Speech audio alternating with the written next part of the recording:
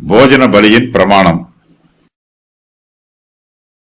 போஜன பலியின் பிரமாணம் என்னவென்றால், ஆரோனின் குமாரர் அதை கர்த்தருடைய சந்நிதியில் பலிபீடத்துக்கு முன்னே படைக்க வேண்டும். அவன் போஜன பலியின் மெல்லிய மாவிலும் அதன் எண்ணெயிலும் தன் கைப்பிடி நிறைய எடுத்து, போஜன பலியின் மேலுள்ள தூபவர்க்கம் யாவற்றோடும் கூட அதை ஞாபக குறியாக பலிபீடத்தின் மேல் கர்த்தருக்கு சுகந்த வாசனையாக தகனிக்க கடவன். அதில் மீதியானதை ஆரோனும் அவன் குமாரரும் புசிப்பார்களாக.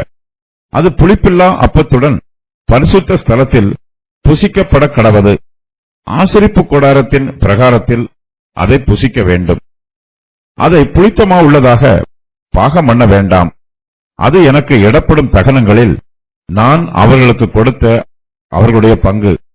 அது பாவ நிவாரண பலியைப் போலும் குற்ற நிவாரண பலியைப் போலும் மகா பரிசுத்தமானது. ஆரோனின் பிள்ளைகளில் ஆண்மக்கள் யாவரும் அதை புசிப்பார்களாக. கர்த்தருக்கு இடப்படும் தகன பலிகளில் அது உங்கள் தலைமுறை தோறும் நித்திய கட்டளையாய் இருக்க கடவது.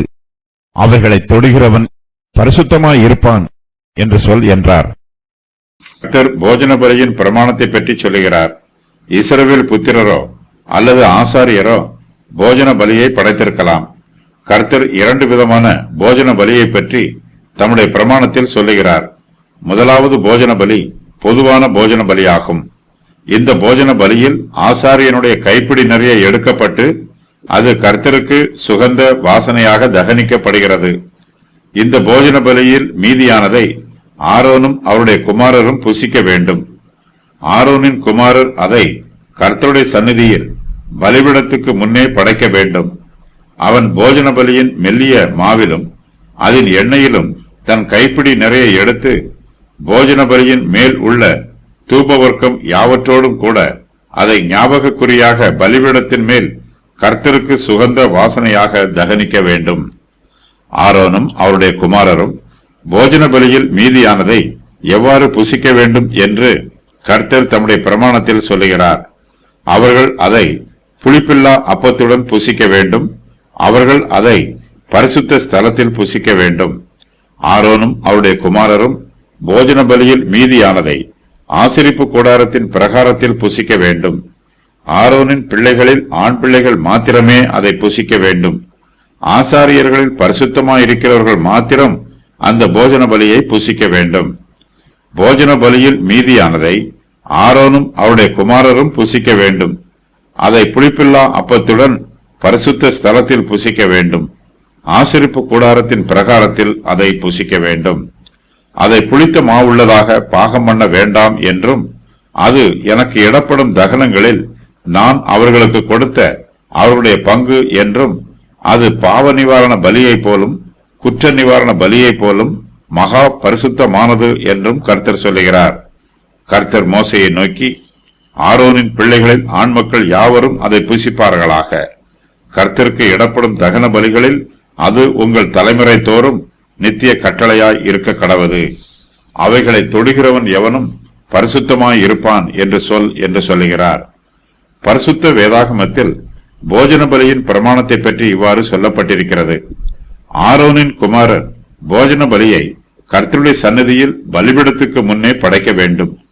ஆசாரியன் போஜன பலியின் மெல்லிய மாவிலும் அதன் எண்ணெயிலும் தன் கைப்பிடி நிறைய எடுத்து போஜன பலியின் மேல் உள்ள தூபவர்க்கம் யாவற்றோடும் கூட அதை ஞாபக குறியாக பலிபீடத்தின் மேல் கர்த்தருக்கு சுகந்த வாசனையாக தகனிக்க கடவன்.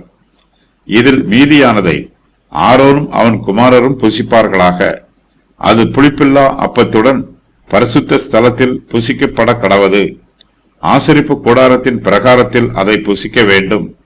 இதை புளித்த மாவுள்ளதாக பாகமாம். இது கர்த்தருக்கு இடப்படும் தகனங்களில் கர்த்தர் ஆசாரியருக்கு கொடுத்த அவர்களுடைய பங்காகும். இது உங்கள் தலைமுறை தோறும் நித்திய கட்டளையாய் இருக்க கடவது. பரிசுத்த வேதாகமத்தில் 3 பலிகள் மகா பரிசுத்தமான பலிகள் என்று சொல்லப்பட்டிருக்கிறது. அதன் விவரம் வருமாறு: போஜன பலிகள், பாவ நிவாரண பலிகள், குற்ற நிவாரண பலிகள். ஆரோனின் பிள்ளைகளில் ஆண்மக்கள் யாவரும் என்னும் வாக்கியம் ஆசரிப்பு கூடாரத்து ஆராதனையில் அனுமதிக்கப்பட்ட ஆண்மக்கள் அனைவரையும் குறிக்கும். இதை அவர்கள் பிரகாரங்களிலும் பரிசுத்த ஸ்தலத்திலும் மட்டுமே புசிக்க வேண்டும். 30 வயதிற்கு உட்பட்ட ஆண்மக்கள் யாரும் பரிசுத்த ஸ்தலத்திற்குள் பிரவேசிப்பதற்கு அனுமதிக்கப்படவில்லை. போஜன பலியை தொடுகிறவன் எவனும் பரிசுத்தமாய் இருப்பான் என்று கர்த்தர் சொல்லுகிறார். இந்த பரிசுத்தம் சடங்காச்சாரமான பரிசுத்தம் ஆகும். தெய்வீக ஊழியங்களுக்காக ஆசாரியர் வேறு பிரிக்கப்பட்டிருக்கிறார். போஜன பலியை புசிப்பதற்கு ஆசாரியர் அனுமதிக்கப்பட்டிருக்கிறார்.